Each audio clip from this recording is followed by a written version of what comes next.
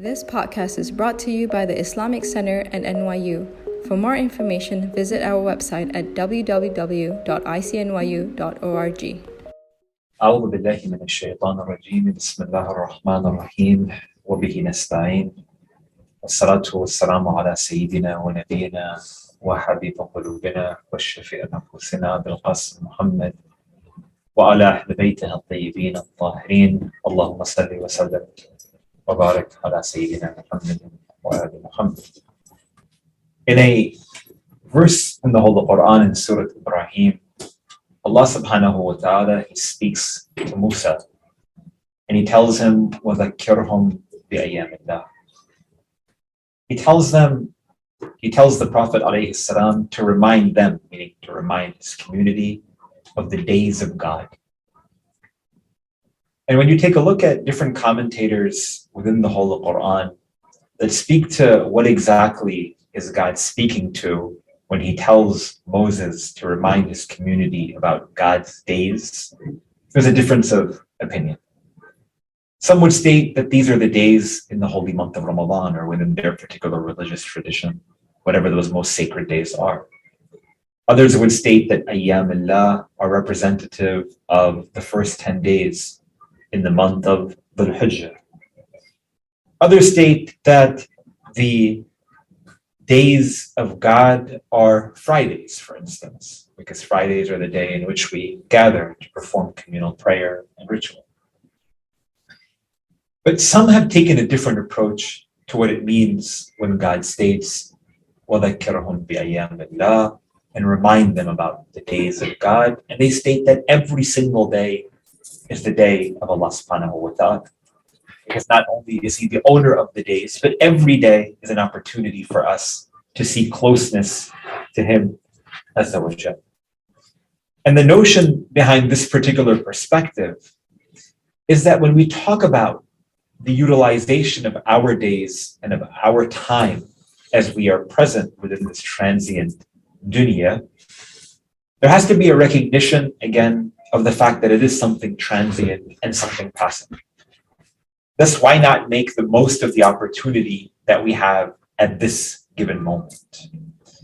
So when Allah subhanahu wa ta'ala tells Moses, and it's quoted within the Holy Quran, such that every single one of us also read and reflect and contemplate upon that verse, وَذَكِّرْهُمْ بِأَيَّامِ اللَّهِ, know that every day is a new day, whereby when we wake up in the morning, we're present within God's divine kingdom. And no matter where I turn, I have to turn back to him, because again, he is the owner and he is the master of this universe. And when we wake up with that opportunity to know that it's a new chance, a new day, a new opportunity for me as an individual to see closeness and proximity and fulfill my responsibilities to my Creator, I feel excited. I feel prideful with that fact that God has given me this opportunity and this blessing. But like we know, it's really hard to maintain that sense of recognition of the blessing of the day that we have in front of us over a consistently long period of time. It's very challenging to remain focused on the fact that we have today as a day of opportunity and blessing, because we're so consumed by, again, distraction of this dunya. And because Allah subhanahu wa ta'ala and his messenger Muhammad sallallahu alayhi wa alihi wa sallam recognize that we are a believer that is distraught by distraction so many a time, and that it's really difficult to live this very idealistic sort of relationship with God, whereby we're always every day getting closer, and not sort of the more realistic sort of approach toward knowing God, which recognizes that we go through ups and downs during the course of our spirituality. I wanted to share with you a really powerful narration, tradition. It's also very practical from Imam Ali ibn Abi Talib alayhi salam, in which he advises us with regards to how we can live our days in a way that's meaningful, but in a way that's also practical. He states, alayhi salam, Ali ibn Abi Talib, لِلْمُؤْمِنِ ثَلَاثُ سَاعَاتٍ. He states that for the believer, there are 3 parts to his or her respective day. And you don't want to see this as 3 parts of the day, meaning that we live for 24 hours in any given day, and that 8 hours is for X, and 8 hours is for Y, and 8 hours is for Z. No, but rather a comprehensive approach, a more holistic approach toward understanding our roles and responsibilities in any given day.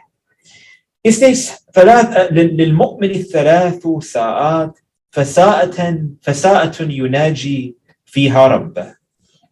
The first moment, or the first part of one's day, is in communication with his or her Lord. And if you think about it, though prayers, remembrance of God by means of ritual, don't consume 1/3 of the day, again, most of us, or all of us, should be allowing for our days to revolve around the remembrance of Allah subhanahu wa ta'ala, literally by the performance of the prayer. In the morning, noon, afternoon, evening, night, through the 5 daily prayers that we perform on a day-to-day basis, it's an opportunity for us, even though that over the long term, we recognize that there's growth. In the short term, it's hard for us to see it that way, that prayer is going to be beneficial to us, at least down the road. I'll give you an example. It said one day that there was a group of individuals.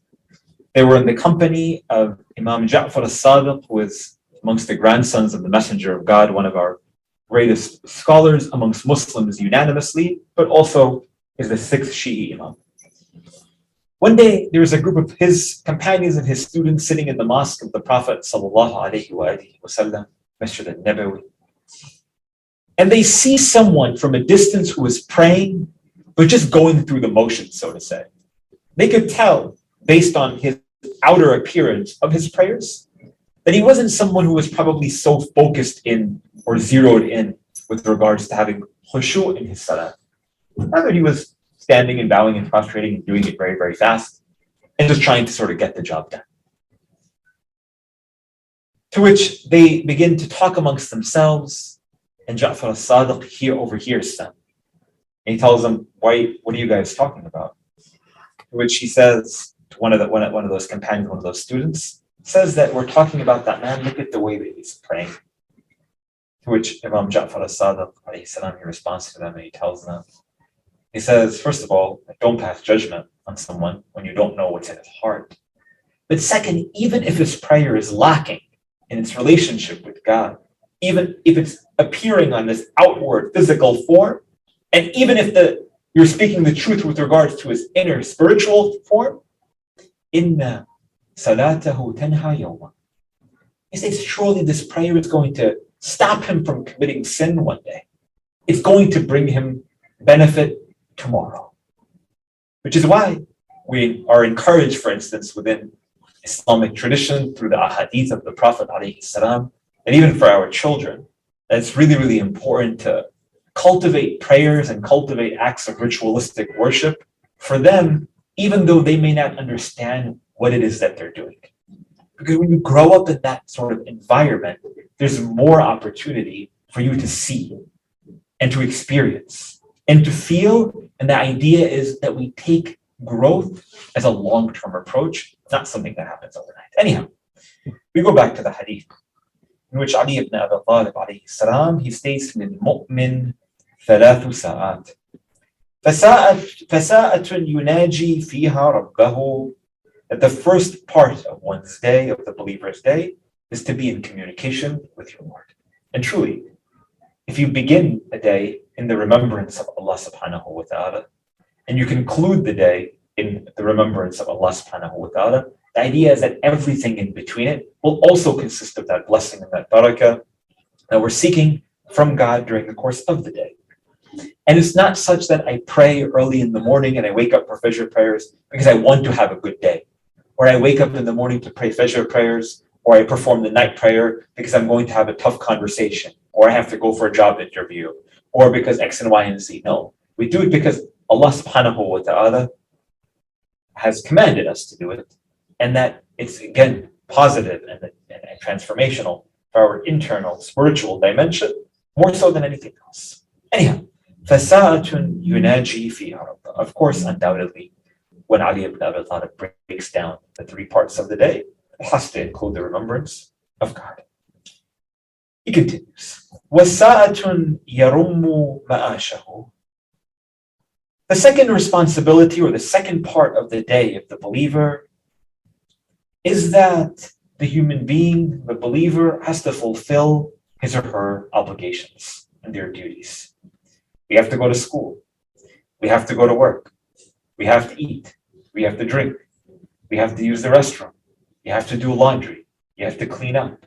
All of these things are chores and responsibilities that every single one of us have to do, whether we like them or not. And again, the religion of Islam is not such that it commands us or it advises us, or it even compels us, or it's even desirable for us to go and, for instance, live in a mountain and fast during the day and worship during the night. No, there's times for that. Not to say that that is bad, but for an extended period of time, no, it's not such that we leave this world and abandon it totally. In a famous hadith from the Prophet ﷺ, he states, لَيْسَ مِنَّا مَنْ تَرَكَ آخِرَتَهُ لِدُنْيَا. Obviously, he states that it is not from us. It is not from us, meaning from the Prophet ﷺ, that someone abandons the next world solely for this world. Obviously, we recognize that. We're not going to preoccupy our minds with this dunya when there's a bigger picture at the end of the day. But he continues, and he states, وَلَيْسَ مِنَّا مَنْ تَرَكَ دُنْيَاهُ لِآخِرَتِهِ. It's not from us as well who abandons this world solely for the next. Meaning we're not compelled, it's not even encouraged to spend every single moment of our lives. No, we have to live. We have to work.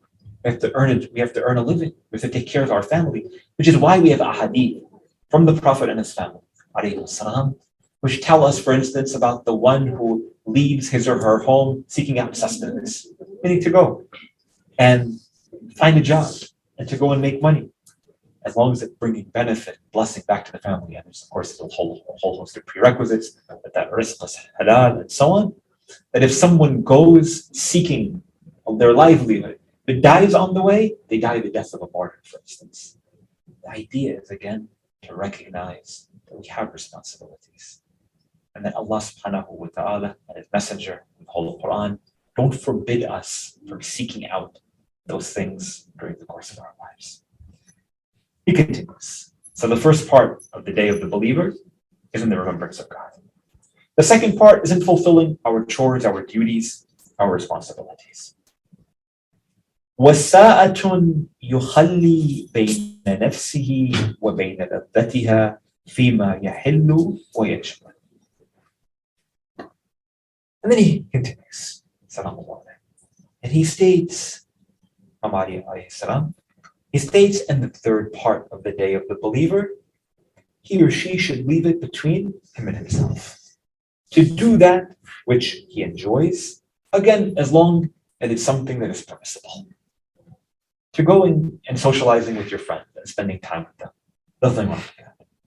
Again, as long as it's in permissible sort of means, it's not only allowed, but it's encouraged. These are good things.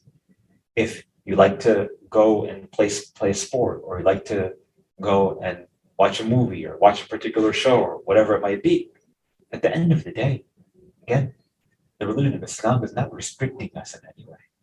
The idea is, of course, to prioritize every day, recognizing that every moment is an opportunity for us to get closer to Allah subhanahu wa ta'ala.